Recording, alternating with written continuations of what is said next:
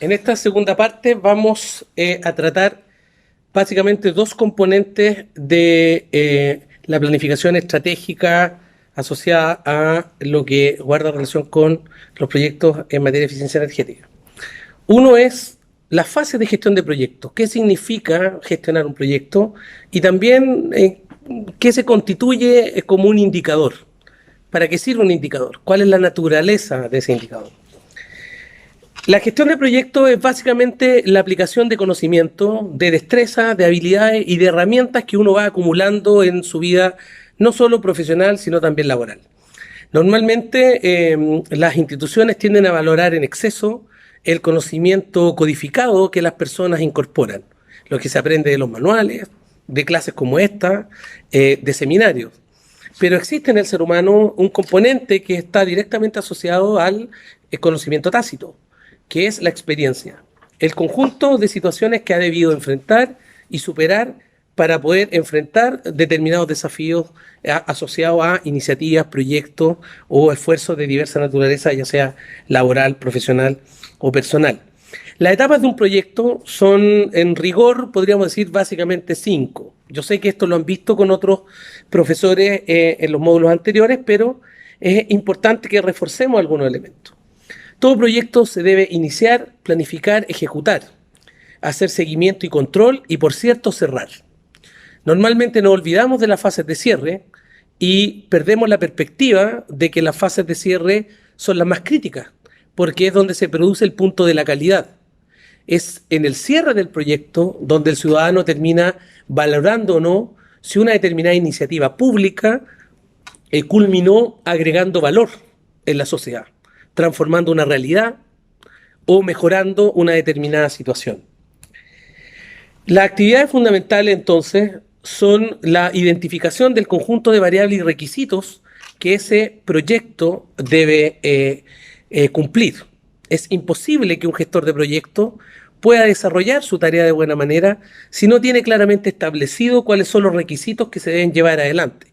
Por ejemplo, las necesidades, preocupaciones, intenciones, la agenda que puede existir detrás de los stakeholders, ¿no? Los clavadores de estaca, estos que tienen la capacidad económica, política, social de poder condicionar personal, individual o colectivamente la tarea que tú estás desarrollando. El despliegue comunicacional, la gestión respecto de estos intereses, muchas veces políticos o parapolíticos que los stakeholders representan, y al mismo tiempo, y quizás lo más relevante dentro de esta primera dimensión, gestionar las restricciones. Saber gestionar y, por tanto, sinceramente conocer cuál es el alcance del proyecto, cuál es la magnitud del proyecto. No solo en términos presupuestarios, que normalmente es la primera tentación, ¿no?, de querer cumplir, sino respecto de su alcance territorial, su alcance temporal o la cobertura, por ejemplo, en materia de población. La cobertura en población urbana, en población rural, por ejemplo, que responden a dinámicas culturales muy distintas y ambientales muy distintas entre cada uno de esos dos, podríamos decir, grupos de ciudadanos. La calidad de la iniciativa que uno está desarrollando también tiende a ser un factor determinante. El cronograma, plan o etapas que se deben cumplir, los recursos materiales, humanos y también los presupuestarios. Y, por cierto, el riesgo. Normalmente nosotros creemos que estamos todos enfrentados al mismo riesgo, pero eso no es así. El riesgo resulta de la unión de dos condiciones o de dos variables, que es la amenaza y la vulnerabilidad. Cada uno de nosotros puede estar expuesto a la misma amenaza, pero ser vulnerables de manera muy distinta. Y por tanto, el riesgo al cual yo me voy a exponer también es muy distinto. Por ejemplo, dos personas que se encuentran en el mismo territorio pueden enfrentar una misma amenaza, un sismo o un terremoto.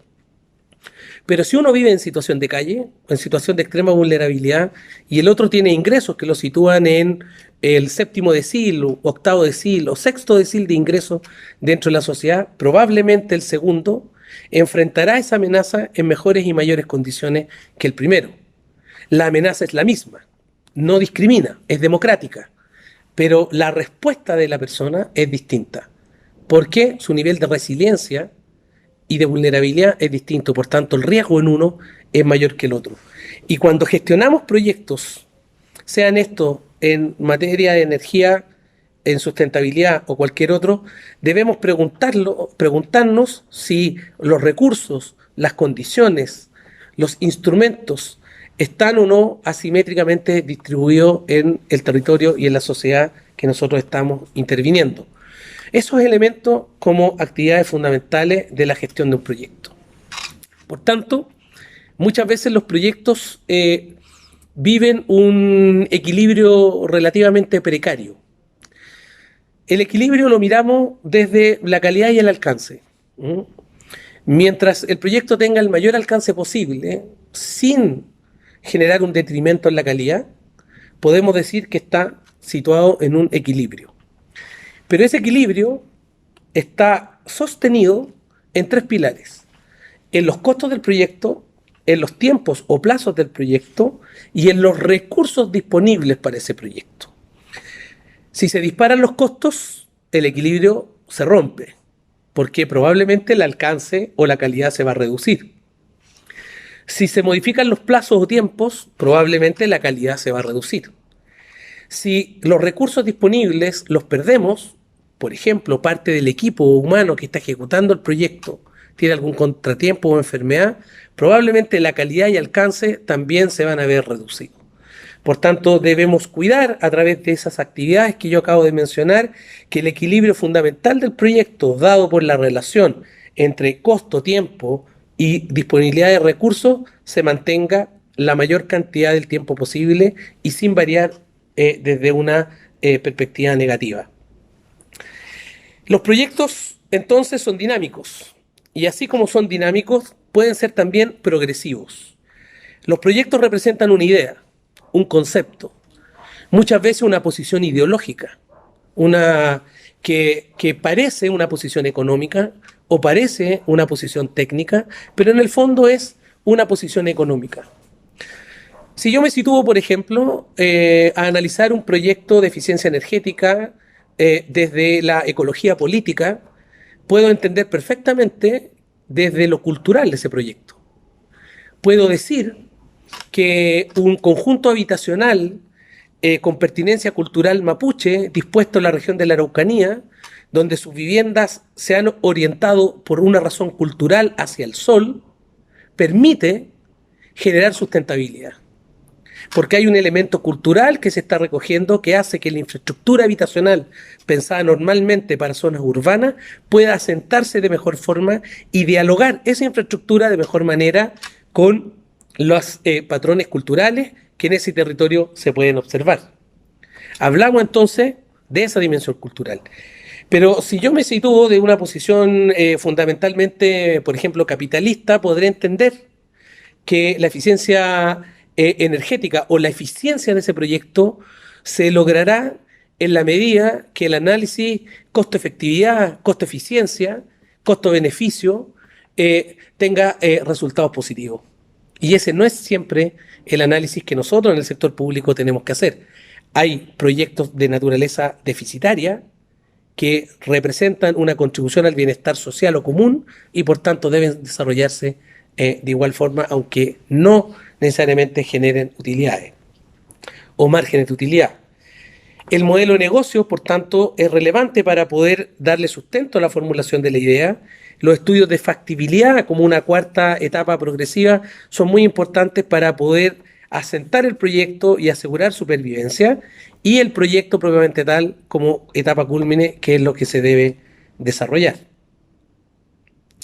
Entonces, cuando yo tengo una selección de procesos adecuado, racional, cuando tengo una metodología clara de trabajo y compartida, socializada y conocida por el resto del equipo, cuando tengo una documentación precisa que no me adentra en mala burocracia, cuando tengo un cumplimiento de requisitos de stakeholders controlados y cuando tengo un balance entre los costos, los riesgos, los plazos y los alcances y su calidad, quizás podemos decir que estamos situados sobre perspectivas de éxito en ese proyecto.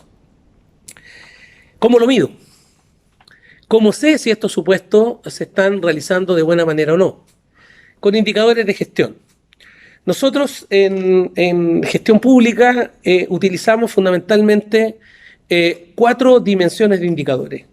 Los indicadores de eficacia, que buscan medir si las instituciones logran o no logran los objetivos, pero no se preguntan por las ineficiencias. Pude haberlo logrado habiendo gastado más de lo proyectado, pero lo logré. La eficiencia, que es la ejecución de esas mismas actividades con el mínimo de costos posible, generando una reducción lo más posible de la utilización de recursos financieros, económicos, humanos o de otra naturaleza.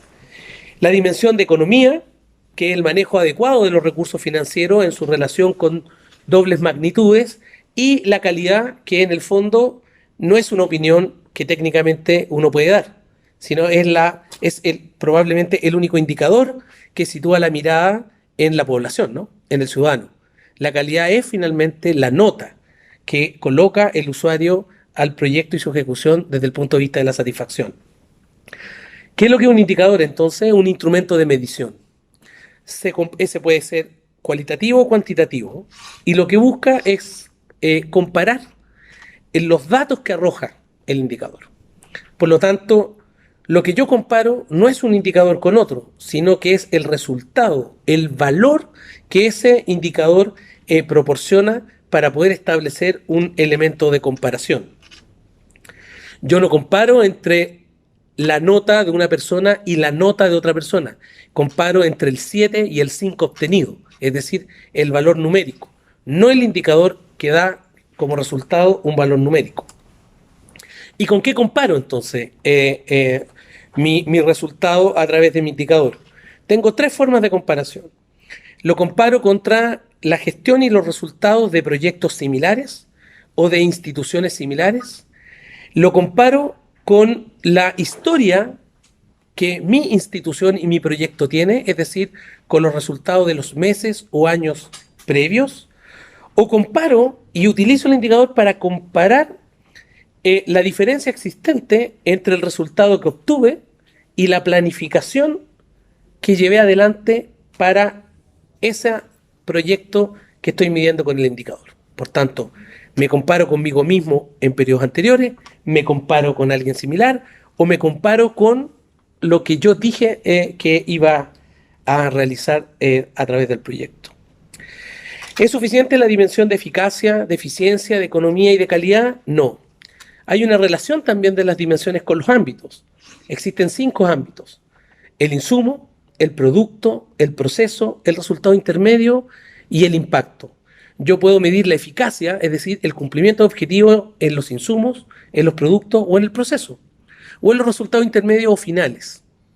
O puedo mirarlo desde la economía, la calidad. Por tanto, el ámbito en el cual yo mido tiende a ser muy relevante. ¿Cuál es la diferencia entre un resultado intermedio y un impacto? Es que básicamente el resultado da cuenta de un logro y el impacto da cuenta de una transformación que se produce en la sociedad. Ejemplo, yo puedo decir que de 100 estudiantes aprobaron y por tanto tendré un resultado. Puedo decir que yo quería instalar 100 ampolletas de eficiencia energética y las 100 ampolletas funcionaron. Pero las 100 ampolletas siguen en el lugar donde están. No fueron rotas, no se perdieron. Los estudiantes que aprobaron aprendieron habilidades en lectoescritura. Eso sería un impacto y no necesariamente un resultado. Para cerrar, les quiero señalar que en el foro voy a subir un trabajo que ustedes van a tener que realizar. Como deben elaborar un proyecto en el módulo 9, ahora van a mirar un proyecto. Subiré un proyecto con 7 errores. Ustedes tendrán que detectar 7 errores, 3 errores de los 7, perdón, y tendrán que enunciarlos, fundamentarlos y corregirlos para poder obtener la nota 7, y les subiré la rúbrica con la cual ustedes podrán evaluar si efectivamente cumplieron con las condiciones que en el foro se establecieron para la evaluación del 50%. Lo otro será la prueba de alternativas. Muchas gracias.